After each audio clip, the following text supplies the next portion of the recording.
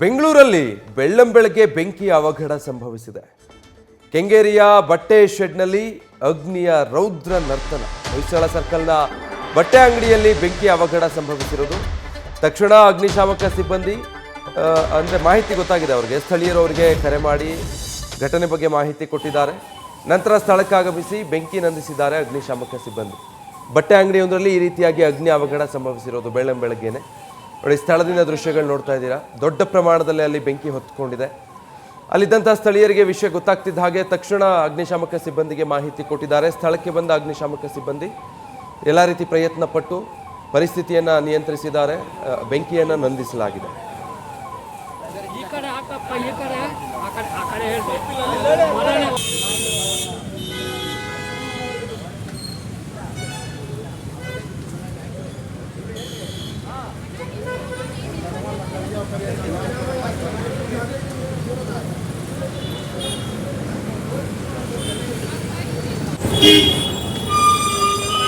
Details ಕೊಡ್ತಾರೆ ಪ್ರಜ್ವಲ್. ಈಗ ಸಂಪೂರ್ಣ ಬೆಂಕಿ ನಂದಿಸಲಾಗಿದೆಯಾ? ಸ್ಥಳದಲ್ಲಿ ಏನು ಪರಿಸ್ಥಿತಿ ಇದೆ?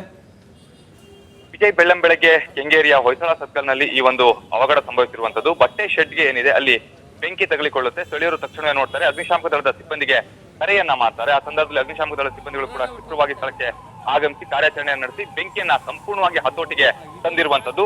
ಅದೃಷ್ಟವಶಾತ್ ಯಾವುದೇ ರೀತಿಯ ಪ್ರಾಣಾಪಾಯ ಕೂಡ ಸಂಭವಿಸಿಲ್ಲ. ಕಾರಣ ಏನು ಅಂತ ಹೇಳಿದ್ರೆ, ಬೆಳಿಗ್ಗೆ ಈ ಒಂದು ಘಟನೆ ನಡೆದಿರೋದ್ರಿಂದಾಗಿ ಅಲ್ಲಿ ಯಾರೂ ಕೂಡ ಇರಲಿಲ್ಲ.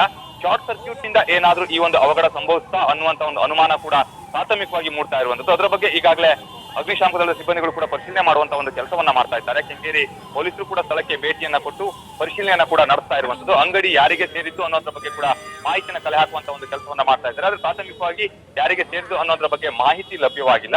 ಇನ್ನು ಪೊಲೀಸರು ಈ ಬಗ್ಗೆ ಪ್ರಕರಣವನ್ನ ಕೂಡ ದಾಖಲಿಸಿಕೊಳ್ತಾರೆ. ಅವರು ಕೂಡ ಒಂದು ತನಿಖೆಯನ್ನು ನಡೆಸ್ತಾರೆ. ಅನಂತರದಲ್ಲಿ ಅಗ್ನಿಶಾಮಕ ದಳದ ಸಿಬ್ಬಂದಿಗಳು ಕೂಡ ಈ ಬಗ್ಗೆ ಪರಿಶೀಲನೆಯನ್ನ ನಡೆಸ್ತಾರೆ.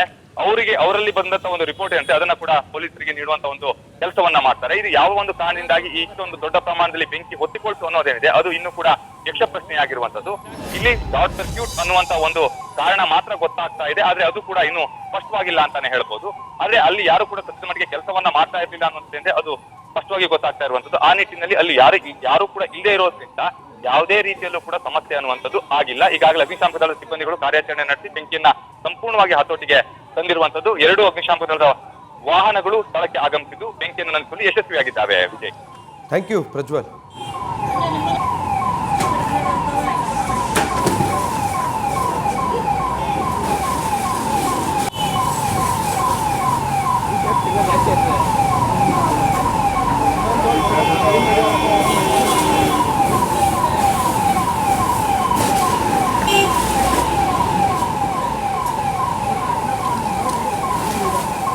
ಸೊ ಸ್ಥಳದಲ್ಲಿ ಯಾವ ರೀತಿ ಪರಿಸ್ಥಿತಿ ನಿರ್ಮಾಣ ಆಗಿತ್ತು ಅನ್ನೋದನ್ನ ದೃಶ್ಯಗಳಲ್ಲಿ ನೋಡ್ತಾ ಇದ್ದೀರಾ. ದೊಡ್ಡ ಪ್ರಮಾಣದಲ್ಲಿ ಅಲ್ಲಿ ಬೆಂಕಿ ಆವರಿಸ್ಬಿಟ್ಟಿದೆ. ಬಟ್ಟೆ ಅಂಗಡಿ ಆಗಿರೋದ್ರಿಂದ ತಕ್ಷಣಕ್ಕೆ ಇಡೀ ಅಂಗಡಿಗೆ ಬೆಂಕಿ ವ್ಯಾಪಿಸ್ಬಿಟ್ಟಿದೆ. ಕ್ಷಣ ಮಾತ್ರದಲ್ಲೇ ಇಡೀ ಅಂಗಡಿ ಸಂಪೂರ್ಣವಾಗಿ ಬೆಂಕಿಯ ಕೆನ್ನಾಲಿಗೆಗೆ ತುತ್ತಾಗಿರುವಂಥದ್ದು. ಅಲ್ಲಿದ್ದಂಥ ಸ್ಥಳೀಯರು ತಕ್ಷಣ ಅದನ್ನು ಗಮನಿಸಿ ಅಗ್ನಿಶಾಮಕ ಸಿಬ್ಬಂದಿಗೆ ಈ ಮಾಹಿತಿಯನ್ನು ಕೊಟ್ಟಿದ್ದಾರೆ. ಸ್ಥಳಕ್ಕೆ ಆಗಮಿಸಿದಂಥ ಅಗ್ನಿಶಾಮಕ ಸಿಬ್ಬಂದಿ ಸಂಪೂರ್ಣ ಬೆಂಕಿಯನ್ನು ನಂದಿಸಿ ಈಗ ಪರಿಸ್ಥಿತಿಯನ್ನು ನಿಯಂತ್ರಣಕ್ಕೆ ತಂದಿದ್ದಾರೆ. ಬಟ್ ಬೆಳ್ಳಂಬೆಳಗ್ಗೆನೇ ಇಂಥದ್ದೊಂದು ಅವಘಡ ಸಂಭವಿಸಿರುವಂಥದ್ದು. ಈಗ ಬೇಸಿಗೆ ಹತ್ತಿರ ಆಗ್ತಾ ಇದ್ದ ಹಾಗೆ ಅತಿ ಹೆಚ್ಚಾಗುತ್ತೆ ಈ ರೀತಿಯಾದಂಥ ಬೆಂಕಿ ಅವಘಡ. ಆ ಸಂದರ್ಭದಲ್ಲಿ ಬಹಳ ಹುಷಾರಾಗಿರಬೇಕು.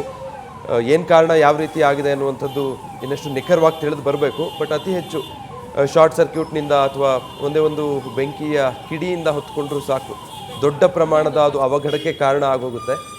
ಅದೇ ರೀತಿಯಾಗಿ ಬೆಂಗಳೂರಿನ ಕೆಂಗೇರಿ ಸಮೀಪ ಬಟ್ಟೆ ಅಂಗಡಿಯೊಂದಕ್ಕೆ ಬೆಂಕಿ ತಗುಲಿರೋ ಪರಿಣಾಮ ಈ ರೀತಿಯಾಗಿ ಅದು ವ್ಯಾಪಕವಾಗಿ ಹಬ್ಬಿತ್ತು. ತಡ ಆಗಿದ್ದರೆ ಅಕ್ಕಪಕ್ಕ ಇನ್ನಷ್ಟು ಹಾನಿ ಆಗ್ತಾ ಇತ್ತೋ ಏನೋ.